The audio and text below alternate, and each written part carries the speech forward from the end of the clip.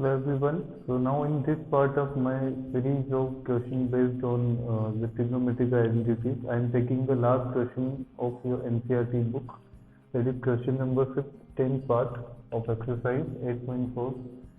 The question is 1 plus tan square a upon 1 plus cot square a. This is equals to 1 minus tan a upon 1 minus cot a whole square, and this is equals to tan square. In short, this is the simple result. So we have two questions in it. We have to prove this first one equals to third and the second one is equal to third. So if we consider one by one, suppose I consider this one, clearly this can be written as 1 plus tan square is, we have this result. First expression is 1 plus tan square a upon 1 plus cot square a.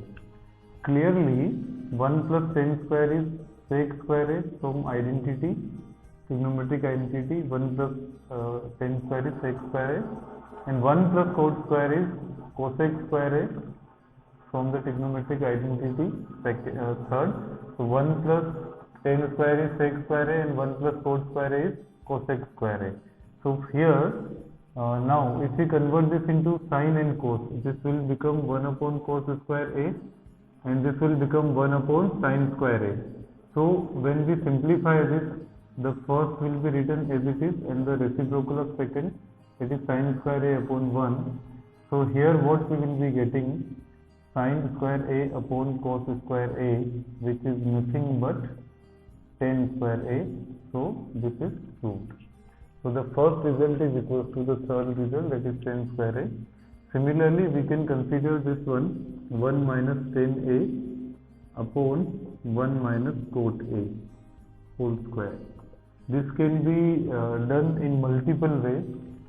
The first method is very simple. हम इसको tan या cot को किसी एक को convert कर दें reciprocal में. Suppose I convert this into tan a. The whole expression will be having tan square a. Outside of this whole square, then whole square, the whole square will be having same term, so that will be cancelled. Second method is convert this tan a and cot a into sine and cos.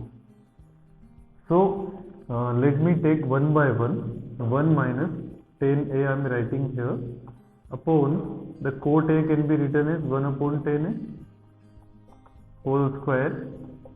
This is now 1 minus tan a upon, if we take the LCM here, this will come tan a minus 1 upon tan a whole square. Now look at this result. What will be getting? Tan a will come in numerator, tan a multiplied with 1 minus tan a. This is upon tan a minus 1 and the whole square of this whole expression. Now when we look at this 1 minus tan a and tan a minus 1, under the square sign, they will be equal. So we can rearrange and write tan a into, if we take minus common, that will become the same, tan a minus 1. अगर minus common लेंगे तो वो square होके plus 1 बन जाएगा. So there will be no change in the expression. So tan a minus 1 is the denominator and the whole square of this. So now look at this expression. Here tan a minus 1 and tan a minus 1 is there. So this will be cancelled. So finally we have this result as tan square a. So this is the one way to solve this third part. जहाँ हमने cot a को tan a में convert किया और simplify करने पे ये हमारे result जो कि tan square है उसके equal आता है. But we have one more method to solve this part. If we convert these two into sine and cos, so what we will get? 1 minus tan a can be written as sine a upon cos a upon, this will be 1 minus cos a upon sine a.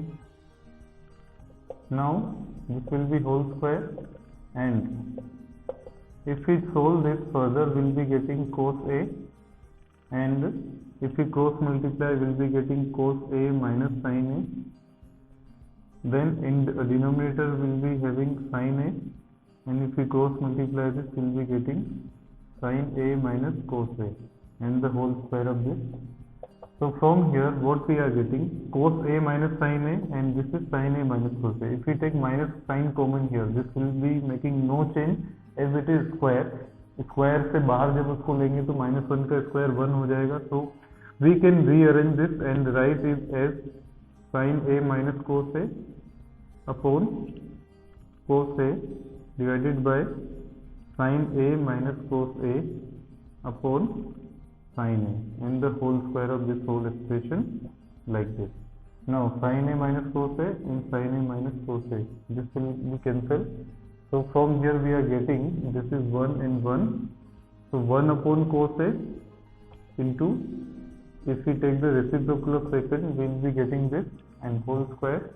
So from here we are getting 10A upon cos A whole square, which is nothing but 10 square A.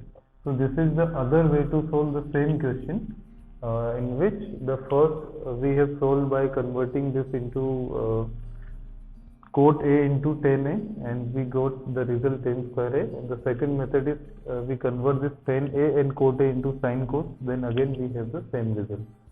In the first part also we can convert this into 10 square A. This is the one way.